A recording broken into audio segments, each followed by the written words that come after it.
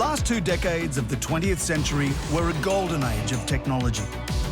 The rise of cell phones, the World Wide Web, personal computing, autonomous drones. Change is occurring so rapidly that even those involved find it difficult to keep pace. Witnessing every milestone was the TV series Beyond 2000. Its presenters travelled the globe, searching for innovations that would give us a glimpse into the future. Now that we're in the future, it's time to look back at the tech that did and didn't change the world. From the iconic to the offbeat. Ready? We're travelling back. Fire. Before 2000.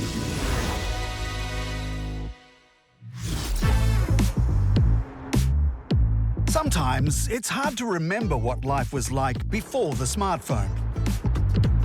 Back in the day, this was the only way you could make a call while you were out and about. This small piece of tech started life as a telephone, but now has enough computing power to conduct 11 trillion operations per second. Smartphones have been a huge factor in moving towards a digital society. It is the #1 way that people access the internet across the globe. In real terms, it revolutionised the way we live. I was a late adapter of smartphones because I was anxious they'd change my life and make me look at them all the time. How right I was. Owned by people young and old, this one device can potentially access more information than even our largest libraries. I can monitor my home solar panels, I can boost up the amount of money on my travel card, I can do banking. The number of things that we can now do with this little square of technology, it still blows my mind. But wind back the clock to the mid-80s. The foundations for the smartphone were being built before our eyes. We just didn't know it yet. This was a time before the smartphone. Before the smartphone, we had landline phones. We had one in the kitchen, and so if you wanted to have a conversation, you had to be in the kitchen and everyone could hear you. These antiquated contraptions were attached by cords to the wall. And by the early 80s, some households graduated to cordless phones, so we could take calls in the privacy of our bedrooms. No, I really have to go. Bye-bye. But all that changed in the mid-80s with cellular phones. A new day begins in New York. Already, something like 2 million of the city's 6 million phones are in use. Now, a new type of car telephone is available in many cities throughout the United States. This new system used lower power transmitters stationed on top of high-rise buildings, breaking up the city into separate regions or cells. And thus, 20 years before the smartphone, the cellular phone was born. Well, the advantages of the cellular telephone system are inescapable. The cost of the basic equipment in the car is coming down, and there's virtually no waiting to actually make a call like there was in the old days when there was just a single transmitter. And back then, it was totally fine to hold that phone to your ear while driving. And drivers that use cellular telephones in cars, far from being traffic menaces, apparently actually have less accidents because their level of tension while they're driving is lower. I found it hilarious that he talked about the fact that we were actually safer if we were using a car phone because we were less angry. But we learned some pretty hard lessons before we realised that distracted drivers are not safe drivers. Yes, hello, is that Days In? While car phones were never proven to lower road rage, we did learn how a cell system worked in a city. The cellular concept had 2 blocks of channels, allocated and split into cells. When you drove through these cells, your car would pick up the strongest transmitter to receive your call, with the change taking only 1/50th of a second. And it's really a delight to be able to be stuck in traffic and then book an airplane seat or ring a friend or get a seat in a restaurant at 25 cents to 75 cents a minute, depending on what time of the day you ring. Yes, hello? I don't know why, but I associate car phones with a share trader in New York. That's the image that I have in my head when I think of a car phone like that. the early stages of these sorts of technologies. It's really the people who are really in the know, the people who have a lot of disposable income, who think that this might be a really cool toy to show off. They're the ones that have it. There were predictions that cellular phone subscribers would be able to roam from city to city and stay connected nearly anywhere. But in the 80s, it came at a premium. The first mobile phones and the first car phones, they were just another way of dividing the haves from the have-nots, for allowing rich people to show off. But then gradually they became more accessible, and then they became ubiquitous. And now, if someone doesn't have a mobile phone, how cool are they? And from the car phone, cellular phones went mobile. Well, sort of. Just think, with this, what's basically a portable office, you could work from the beach or from your favourite eatery. Hi. Oh, hello, Phil. It's the executive producer. Yes, we've finished the cellular telephone story. Yeah, we're working really hard. We're doing something on nuclear magnetic resonance. Yeah, it's snowing like crazy outside. Yeah, great, Phil. Thanks a lot. Yes, we'll see you back in Australia very soon. Cheers. Bye. Oh, the wonders of modern technology. Perfect. 50 million, that's all I'm prepared to pay. But holding a phone while we drove was soon to become a thing of the past, as we attempted to go hands-free. If I'm using this phone and driving the car at the same time, it means I've only got one hand on the wheel. And that means that in London, as in many other cities around the world, you will get nicked.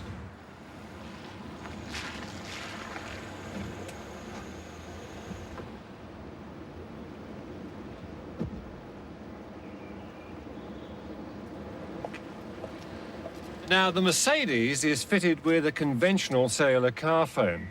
The Rover, however, is fitted with a voice-activated car phone which can make the calls for you. Jeff Watson got the system accustomed to his voice, and away he went. After we've put into the system the various digits and commands, now's the time to put in your phone numbers. You can put in up to 40 numbers, and the voice recognition device remembers them by a mnemonic word. For example, if I want to call my bank manager, I simply say, bank, and so on. Hands-free was the next space that we wanted technology to move into. Being able to do things hands-free basically means you can do more multitasking, which means you can be more productive, which is just good for the economy. Well, let's just see if we can get it to work and call home. My hands are on the wheel, so let's just issue a few commands here. Call home.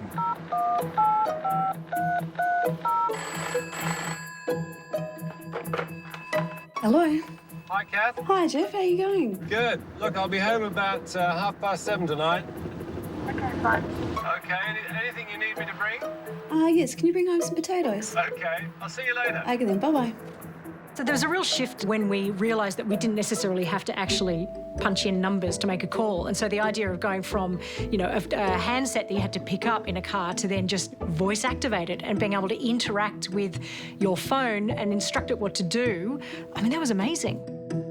And then car phones became even more portable. This is an example of a transportable phone. It's got an 8-hour battery and it weighs about 5 kilos. So, yes, I suppose you could say it truly is transportable. The phones can be locked electronically and then unlocked by using a PIN number. So if anyone steals your car phone, you don't have to panic about the bill.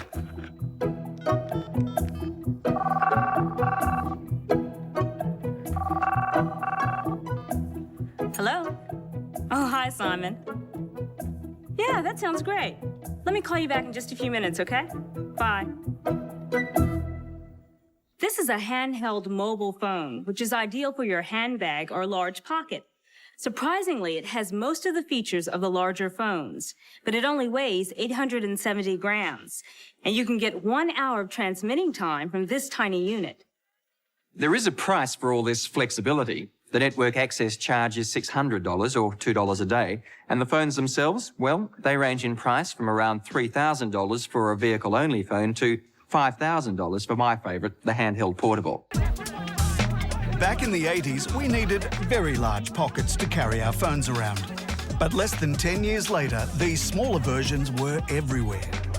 Along with beaches and barbecues, this is rapidly becoming another symbol of Australia. More than 1.5 million of us now use these mobile marvels, with more than 60,000 every month being added to the numbers.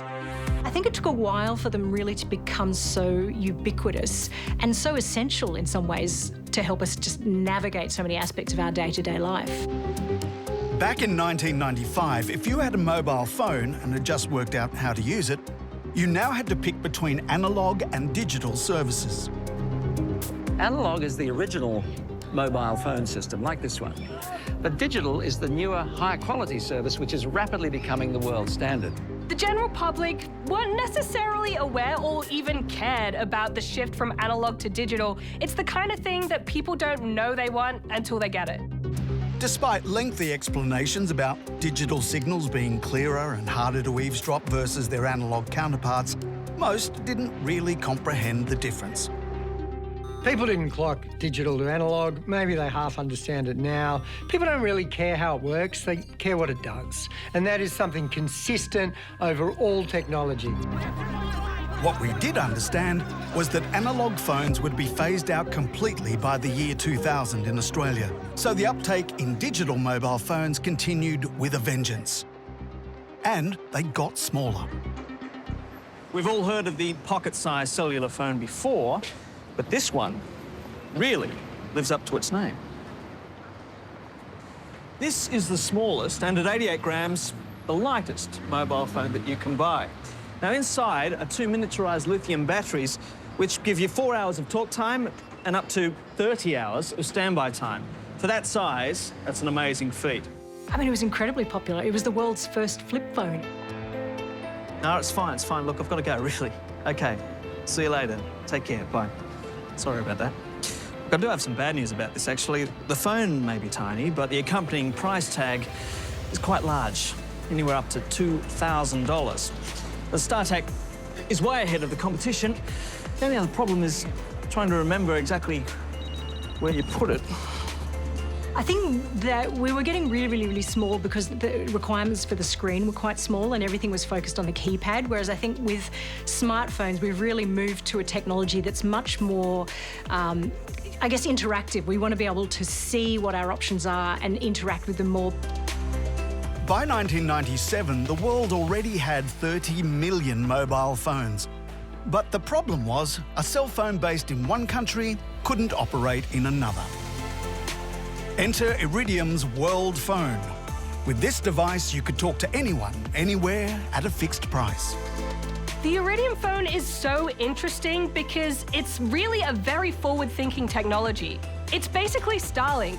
The idea is many low-orbit satellites that all connect to each other so that you have global coverage all through the one service.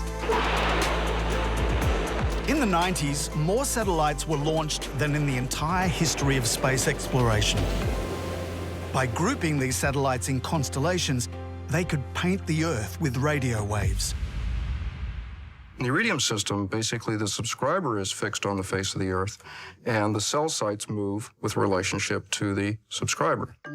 Yeah, I'm broken down. I'm in Utah, probably about 50 miles from the nearest garage. The inspiration came to Motorola to put 66 satellites at 450 miles that talk to each other, so you can basically have total cellular coverage all over the surface of the globe. With satellites at low orbit, it meant that these phones didn't need large antennas to get a good signal, and they would work with the same number and plan all over the globe. So the Iridium phone was extraordinary because you could take your phone plan, your phone presence anywhere in the world and still be connected. So you weren't limited to a local network like you might be if you had a landline, for example. So in some ways, it really was the precursor of the true mobile phones that we have today. But there was a catch. The satellite link was not always reliable in busy cities. The Iridium system has been designed to seamlessly connect with the local cellular phone network wherever possible. Modules can be inserted to give access to any cellular standard. Hello, can I speak to Mr. Greasy? The dream of the Iridium phone was absolutely revolutionary. Being able to be connected on the same service anywhere you went in the world and having that extreme coverage was really exciting, and it's still something we're striving for today. With satellite communications still a relatively new technology back in the 90s, other companies offered alternatives to satellite transmission at a lower cost. Like Sky Station, who proposed floating huge balloons over the world's major cities in order to provide cheap mobile phone links and broadband services. It was tricky to know which technology was going to work best. Our system is reusable. We can bring it down for maintenance or upgrading the technology, and we think this is a very unique feature. Just who will win this new space race is hard to predict. Spoiler alert, it wasn't the blimps. Satellite technology became the standard in global communications and the bedrock of smartphone technology. But in the late 90s, mobile phone technology really began to change the world in which we lived. We don't think we need it. Once we've got it, we'll think we always had it, and we won't be able to imagine the world without it. It was like he was looking into a crystal ball. Hello. Today, we are just a free WhatsApp call away from connecting with friends in any city with a Wi-Fi signal. But in the 90s, we were at the cusp of the next wave of seamless global communications. If you've ever wondered what to buy the person who has everything, The world was about to change, Please enter your personal identification code. and most didn't even know it. Expanded telephone technology was the gateway for one of the biggest revelations of the late 20th century, the internet. I think it took us quite a long time to really work out how to use the internet, what it could do and what it should do. And even then, I think it did take us quite some time to really make the most of that and in some ways to get completely and utterly jacked in, which is what we are now. But before we even had dial-up internet, we had computer-to-computer connections via what we came to know as a modem.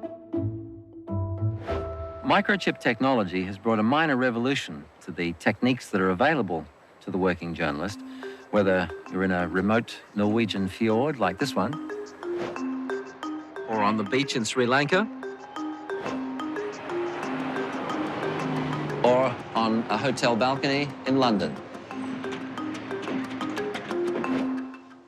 And the way we do it is with this little piece of equipment here. It's called a modem, or an acoustic coupler. And what it does is enable us to make the link from the computer to the telephone, and through the telephone via communication satellites to virtually any country in the world. So what we're going to do is to use this little Olivetti lap computer to connect us to another computer, an Apple Macintosh, that's sitting in the middle of the night in our office in Sydney, Australia. So once it's all hooked up like that, what I've got to do is to just open up a little program in the computer which enables me to transmit material down the line.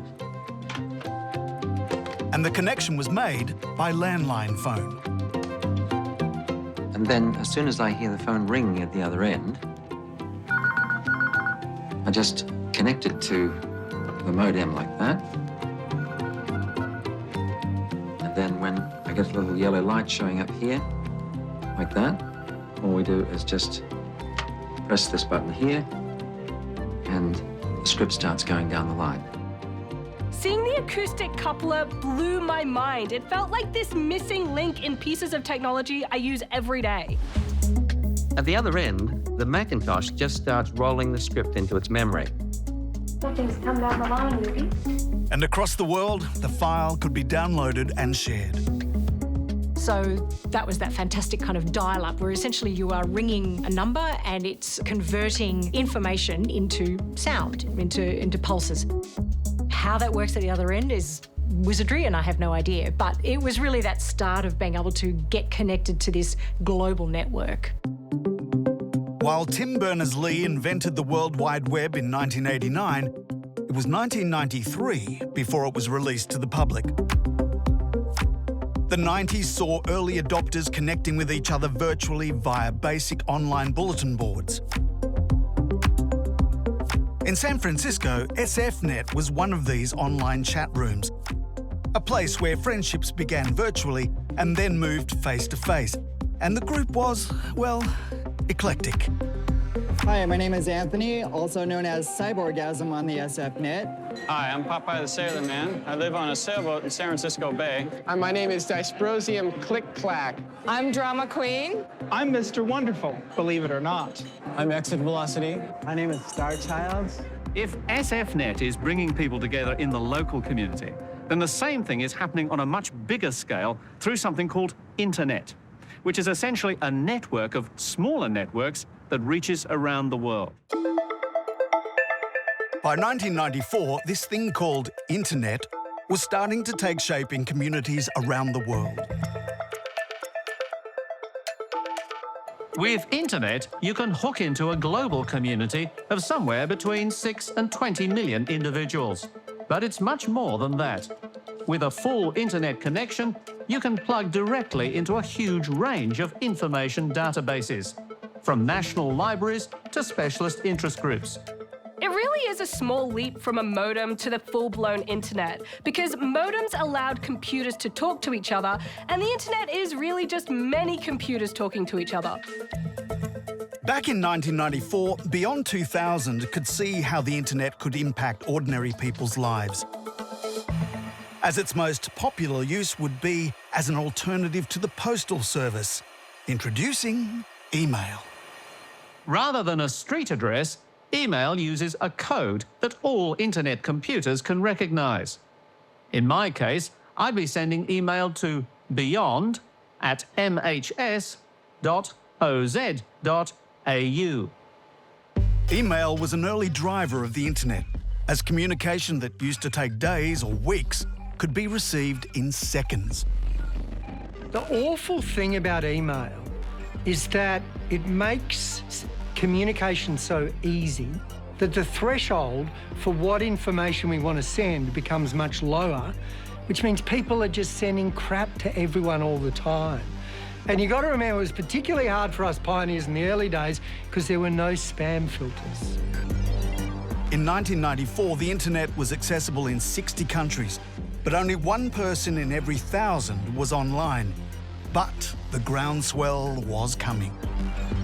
Back in 1997, only half the world's population had ever made a phone call, and only 1% had ever accessed the internet. So if we could find a way to open up communication, it would be a revolution. With the internet, the revolution was here. I mean, it is extraordinary that that technology was made available to everyone. You compare that to, the Dark Ages where all of the masses were in Latin so that the proletariat couldn't understand them. And now anybody with a phone, with an internet connection, can access information anywhere in the world. I mean, that is a great leveller. By 1995, it had earned its definite article to become the internet. And Beyond 2000 screened a how-to for viewers interested in learning to surf it. Well, you just need a standard computer that perhaps runs Microsoft Windows. You also need a modem to connect yourself and your computer through the telephone lines to the internet. You need some internet access software, and once it's installed on the computer, basically accessing the internet is as simple as running any standard application on your computer. I vaguely remember using Navigator and Netscape and a few others. There was a dial-up connection at home with that guy screaming like, ah!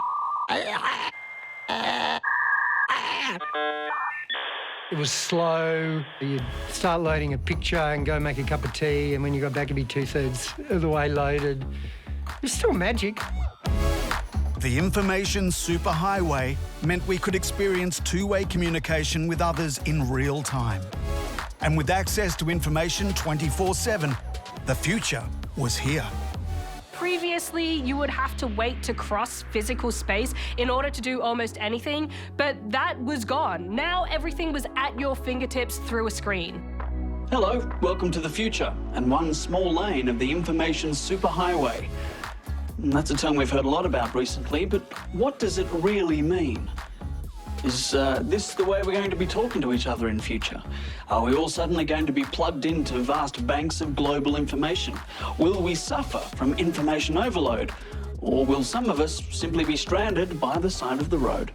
The shift from modem and connecting to another computer to modem and connecting to the whole world really was the World Wide Web. That was Tim Berners-Lee in the late 80s, and creating this idea of all of these interconnected computers and essentially a massive landscape, a digital world that existed. And all you needed was a modem, you dial in and you essentially could surf the web.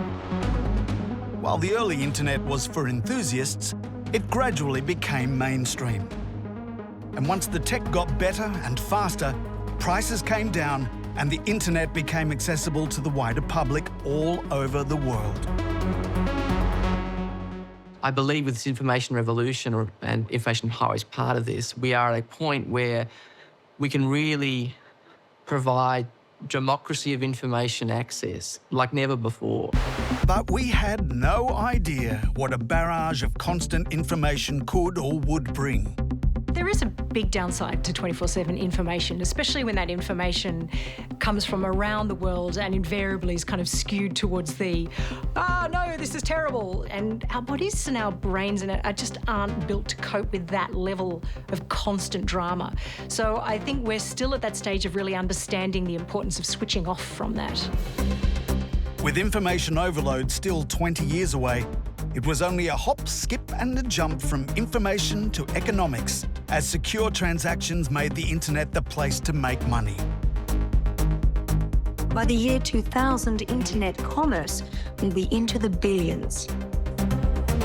The key to security and confidentiality is encryption, scrambling information so that outsiders can't read it.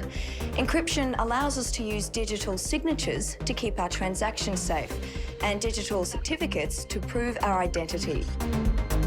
Traditional encryption used a key, a unique mathematical formula which scrambled or unscrambled your document. Internet encryption went one step further by creating a more complex way of sharing financial information to make it safe to conduct online transactions. So along with the rise of the idea of the internet as a marketplace came with all of that security to protect both consumers and sellers. I've heard a lot of folks say that electronic commerce is a flash in the pan, that it's just a fad and then it's going to go away. Well, the same thing was said years ago about automatic teller machines. People said credit cards would never catch on. Nobody really knows how much electronic commerce will be used, and we won't know until we're using it. Online shopping has completely changed global commerce. Now people can buy things from overseas very, very easily, and smaller shops and creators can sell their things to a global audience. And we also became better bargain hunters. It's much easier to compare products and prices than it used to be, which means people are becoming much more discerning in what they want, and they're kind of driving prices down, as they're no longer just going to walk into a store and pay whatever the price is. In the late 90s, the internet was largely accessed via our computers. It wasn't until 1999 that all this functionality began to combine and shrink down. And before the Steve Jobs iPhone, there was another contender. It's the iPhone. The iPhone is a standard business phone, but it has the internet and email built into it. Everything happens by this touch screen. And if you're sending email, there's a small QWERTY keyboard here, so you can type your message. There are a few telephones available which do the same job as the iPhone, but this is the only one that reads HTML, the language the internet is written in. That early iPhone was an internet-connected phone with a graphical interface, but plugged in. It was basically a corded version of the smartphones that we have today. It could do many of the same things. This was the jumping-off point for having a smaller device that provided many conveniences all at once. The iPhone had those early functionalities that we really value in smartphones now. It was just an iteration that was using the technology it had at the time. By 2001, phones could connect to the internet via the 3G network. And in 2007, Apple's first smartphone hit the market. I think it's an extraordinary way of being connected to information. And that does come with a downside, and obviously that being that sometimes it's very difficult to put it down and to disconnect and to actually engage with the real world. Because I've grown up so connected to technology, even though I do see its downsides, I think I find it hard to feel emotionally resentful because I love it so much, all the little dopamine hits all the time. And from then on, instead of looking ahead, we were all looking down at our phones. A smartphone isn't just a phone. In fact, it's used less and less as a phone each day. Smartphones are basically everything nowadays. They play music, they take photos, they connect you to the internet, and obviously they do still make phone calls, if anyone does that. But before we could have myriad apps that could coexist in your pocket simultaneously, technology had to shrink everything way down and smarten up. Which is what began to happen in the late 20th century, with the miniaturization of computer chips allowing smaller, faster computers and devices that were portable. Some we could even wear. For the past 3 years or so, I've been wearing one of these low-priced plastic watches that have a calculator in them. Well, coming through Japan on my last trip, I picked up the latest version, this one here. It's basically the same thing with the regular watch, the calculator, although it's got a memory function in it this time, and the stopwatch. But instead of just one dual time zone, it has the time in 20 cities around the world. Moore's law describes how the increase in capacity of computer chips over time, that it will sort of basically double steadily, and at the same time getting smaller and smaller and smaller. That miniaturization, I think, is part of our technological evolution when it comes to computer chips. They have got smaller and we've been able to fit so much more information on them. The other feature, which is extremely neat, is that it holds 10 telephone numbers, which you might find hard to remember. Chris, Jeffrey, Carmel, and so on. Pretty nifty, but what I'm waiting for, though, is the one that displays you the phone number like that, but when you press another button, it makes the call for you. And they tell me that even that is not too far in the future. As well as dialing our friends from our wrists, in the 80s we were transfixed with the latest cameras coming onto the market, each more sophisticated than the last. And before there was such a thing as the perfect selfie, digital cameras were allowing us to take the clearest images possible. Look, no hands. It's quite a neat gadget, this. It's an infrared remote control unit for still cameras. And quite apart from being able to take photos of myself, I can set the device so that the shutter opens only when an object interrupts the beam. See? It's ideal for shooting wildlife. At the other end of the beam is an even more sophisticated device. It's the Canon T90, and though on the outside it may look like a featureless black box, on the inside it's a dazzling array of circuitry and computer chips, as you can see in this cutaway version of the camera here. And a few years later, newer cameras laid the groundwork for optimised exposure and stabilisation. Features we've come to expect as standard on our smartphones today. For some time now, Beyond 2000 has kept you up to date with the very latest in camera technology. And believe me, it hasn't been easy. The manufacturers are constantly trying to outdo each other with the very latest in features. For example, this model from Nikon packs more computer power than computers themselves did not so long ago.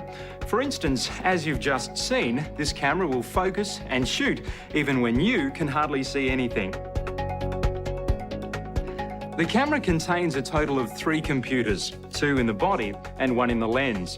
Combined, they virtually have more experience in taking photos than you do. If you're worried about purchasing all of this technology and still getting out of focus shots, never mind, because the shutter will not fire until the subject is in precise focus.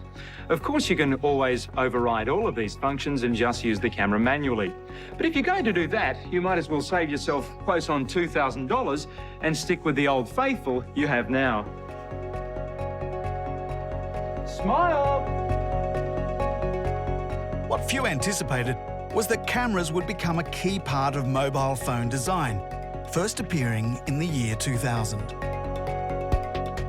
am someone who is absolutely glued to my phone. I think everyone is nowadays. I really value phones for the way that they allow us to document everything. I love taking photos, and I always say the best camera is the one you have on you. Portable tech also transformed how we experienced music. And before our phones carried every song in existence, there was the Walkman.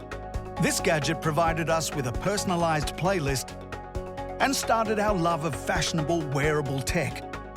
And soon, we went digital.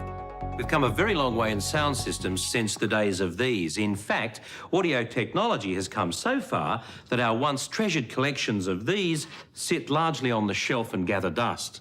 And that's because of this, the development of the compact disc. It seems our desire to have our music cleaner and fuller has only been matched by our need for it to be portable. Sony's ultimate portable sound system was the Walkman and then the Discman. Now the company's gone a step further and created DAT. Sony's portable digital audio tape machine combines the high quality of DAT with the miniaturisation that characterised the development of both the Walkman and the Discman.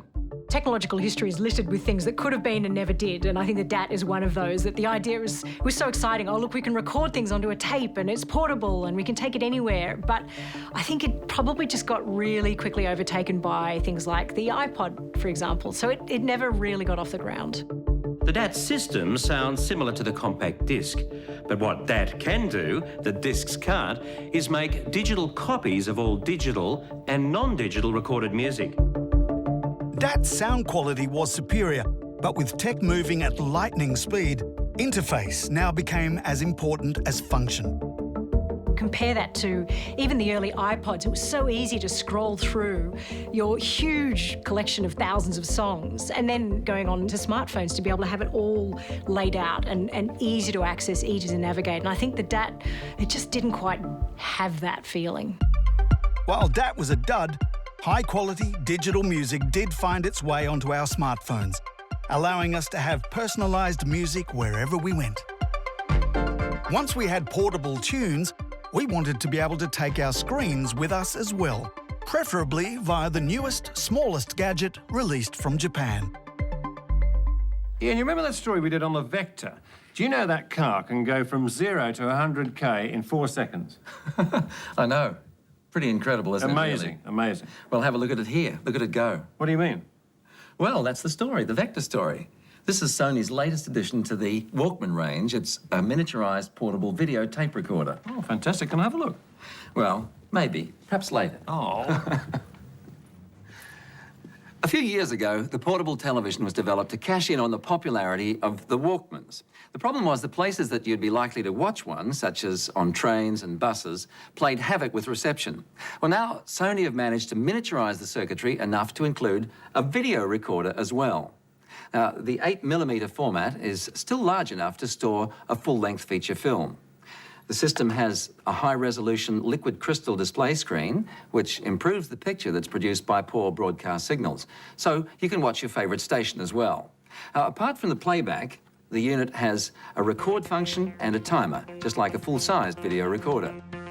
So the idea of a video Walkman that you could take a TV anywhere you go, I mean, it's not exactly kind of cool to be walking around trying to watch TV, although to be fair, that's kind of what we're doing these days. But I mean, that really was the start of what our iPhones are.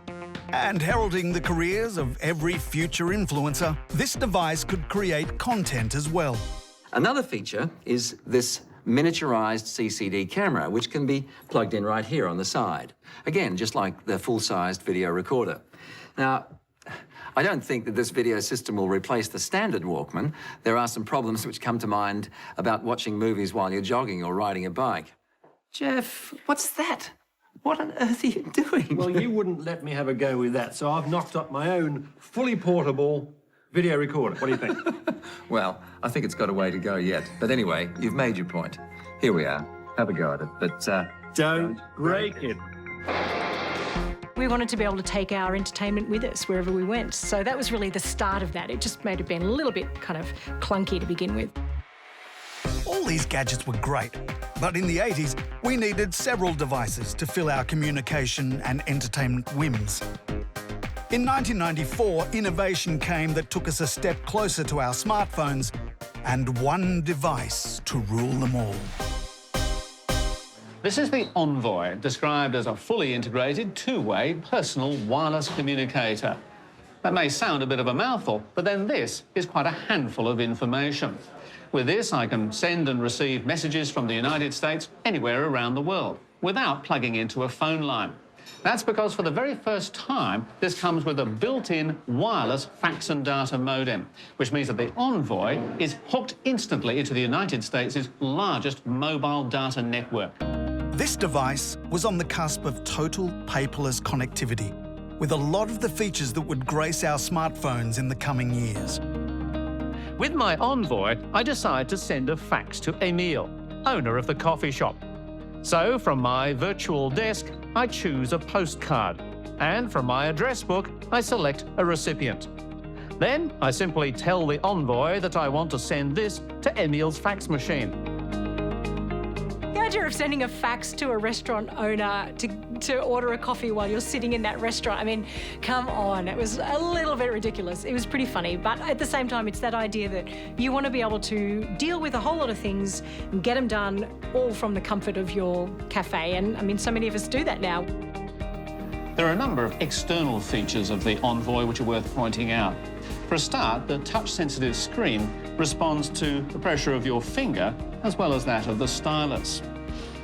On the side here, there are two ports. This one allows you to plug into a phone line, and this one means you can use ancillary devices such as keyboards, printers, or other computers. We weren't up to airdropping information, but this was definitely a step in the right direction. It was a good first start. Experimenting with the interface by having that kind of fake office that visually made sense and was instinctive. But now we've moved on in a whole different way because we don't need those visual cues anymore. We know what all our apps do. So it was a good first go that looks silly now. The Motorola Envoy did have a point of difference from its laptop counterparts that heralded the future of pocket-friendly smartphones. Of course, the most important advantage of this whole thing is that it folds down to a remarkably compact size and shape, about the size of a paperback novel and weighing less than 3/4 of a kilo. In just a few years, cellular telephones have changed the way we communicate to a degree we could scarcely have imagined. So we can only wonder at what impact this technology will have on the future. After all, we've got here a powerful information processor, a fax machine, and an electronic post office, all combined, in a size that can fit easily into your jacket pocket. It was still fairly clunky and there was a limit to what you could do with it, but it was an interim stage on that trajectory that has now led us to iPhones and iPads, I think. Before we had a device that could finish our texts, find the perfect restaurant, and understand voice commands, we were scrambling to organise our lives by ourselves. This was a time before AI technology was so deeply embedded in our day-to-day interactions. We are constantly being optimised by the AIs, not just in our smartphones, but on social media, in everything that we look at on the internet. It shapes our world. While we date the start of AI from the 50s, it was in 1987 that AI iterations were being trialled at MIT in Boston, in a service that could customise information and would lay the foundation for targeted news feeds. One of their visions is an interactive blend between newspapers and television, an artificial intelligence scanner that can randomly access information from a global network and then sift it and sort it and present it just for you. This innovation seemed to be a precursor to online news media, serving as a prototype for how we now access targeted, personalised information. So if you're interested in politics, sport, stamp collecting, or the eating habits and artefacts of a remote Andes tribe, you could give those parameters to a distributor of the information who would collate the information from networks like UPI and Reuters.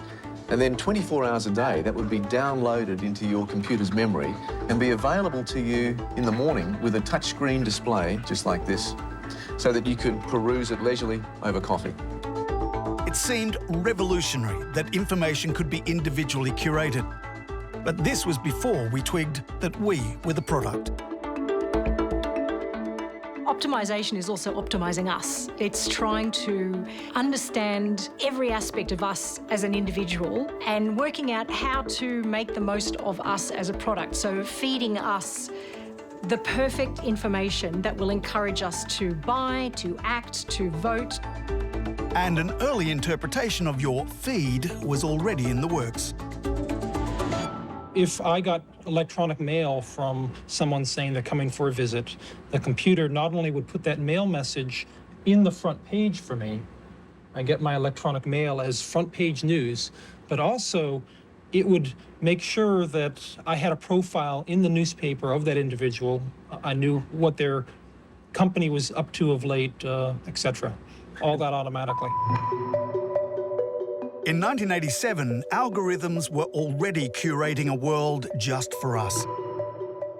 But it took owning a portable device for this technology to truly captivate us 24/7. This revolution in software really sucked us into our devices because it made it something that we can use in the way that we want to. There's one thing for certain, though, that the next century will bring with it such a whirlpool of mass media that perhaps it's only with the filter of your own electronic newspaper that you'll make any sense of it at all. Having a connected device that is so personal, like a smartphone, really made it about the individual and the internet. There's so much coming to us so quickly that we just kind of take things at face value. It's much harder to think critically nowadays. Increasingly intelligent devices weren't just about feeding us targeted information. They also promised an easier path to wherever we wanted to go. Navigation systems are something we take for granted today, with AI algorithms analysing a vast amount of data to provide the most efficient routes anywhere in the world. So before Google Maps was a staple on our smartphones, we had backseat drivers. On your own in a big and unfamiliar city, trying to read a map and drive at the same time is hopeless. And you only wish that all those car navigation systems you've seen on Beyond 2000 had come to fruition. All we've got to do is to press this button in the top left-hand corner, which says go, and in a few seconds the map will appear and we'll be on our way. So we just punch those coordinates into this computer. The information from the Earth's magnetic field is actually coming in from the roof because there's a magnetic sensor up there. The driver will be informed on screen of impending freeway congestion and shown several alternative routes. Unfortunately, all these map and arrow systems still require you to look at them, and that can be distracting, even dangerous, because you're taking your eyes off the road. So what you really need is a navigator in a human sense, someone who can tell you how to get from A to B. As so often happens these days, to get that human help, we turn to a computer keyboard, a destination address, and voila. We are about to start the route. Oh, good, I'm glad. I'm ready. In my opinion, one of the most dangerous things about driving is when you don't know where you're going. So having navigational tools in a car, I think, is something that everyone wants. You are on Memorial Drive, facing northeast. By 1991, we were getting close with voice-activated software that would talk us through directions so we could concentrate on driving. Drive to the end of this street, then take a left. Appropriately called the backseat driver. It's a hard left. With a fixed starting point, an odometer and a gyroscopic compass, the backseat driver could note how far the car had travelled and in which direction, using this information to chart the most efficient course. But the technology for all of those various stages, it wasn't quite developed enough to be able to act in real time, to be able to know that there was a traffic jam or a car accident, to know that, oh, a new road has opened here, to have that level of connectivity that comes now with the internet as well as satellites. Sat-nav systems became available in the early 2000s, but it wasn't until 2010 that Google Maps found its way onto our smartphones. complete with AI technology that could predict traffic conditions and enable quicker commutes. All of those pieces had to fall into place for that to work. And then we had Google come along and make maps free. And that just blew this wide open because suddenly anybody could access it. And so cost wasn't a barrier anymore as well. And today, the world continues to open up with a smartphone in your pocket. If you've got a smartphone, you're never lost. You can go anywhere in the world and you will be able to navigate your way around. So that is extraordinary. But before one internet-enabled smart device could navigate every aspect of our lives, we still needed help in our travels. Especially when we didn't understand what was going on. We began to see translator devices flood the market. It started out pretty simply with a watch. Sprechen Sie Deutsch?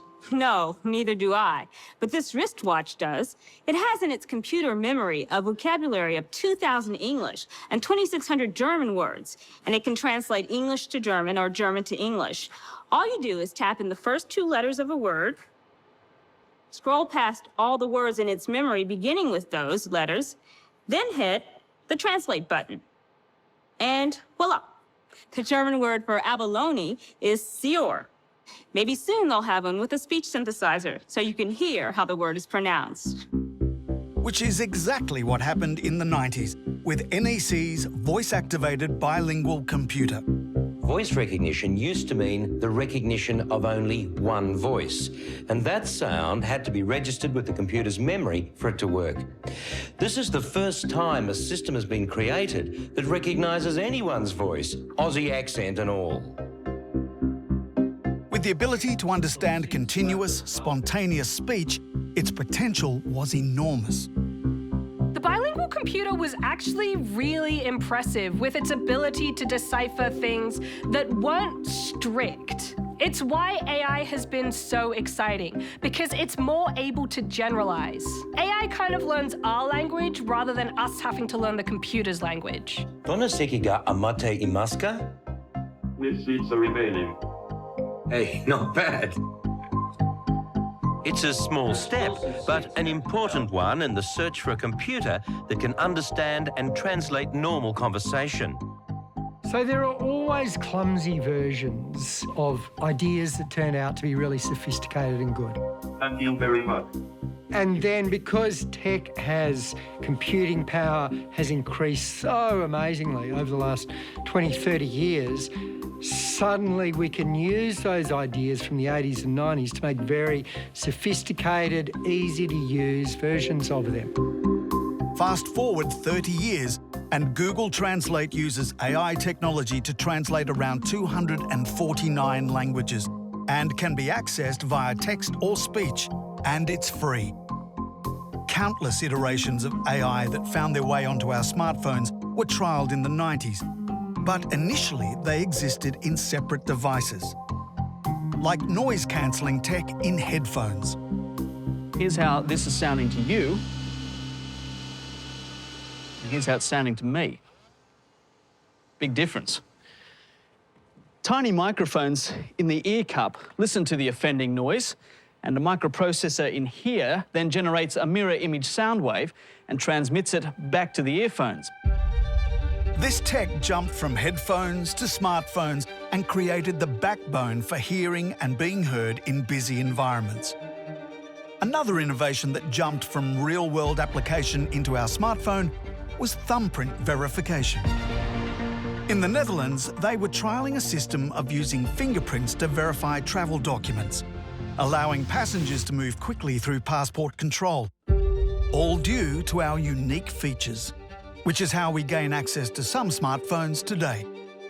And in what seemed like an early version of Alexa or Siri, in 1990 we saw a voice-controlled virtual assistant that responded to human commands. Jeeves? Yes, master. Table lamp. Table lamp. On, please. Table lamp is on. Jeeves? Yes, master. Television. Television. On, please. Television is on. That's better. Now I can relax. All those commands were recognised by this, a little box called a butler in a box. It's been pre-programmed to recognise my voice at a distance of up to 7 metres, even if there is background noise. The butler can distinguish between 4 different voices and will operate up to 32 separate devices by command, including garage doors, gardening sprinkling systems, alarm clocks. It'll even dial home for me. I think there's some really interesting psychology in what sort of I will do stuff for you devices work and what don't work. When I'm driving my phone through apps or whatever to do stuff, I always feel in control. I guess if I'm saying to my robot, turn off the lights, part of me's thinking, what if the robot breaks and I'm in darkness forever?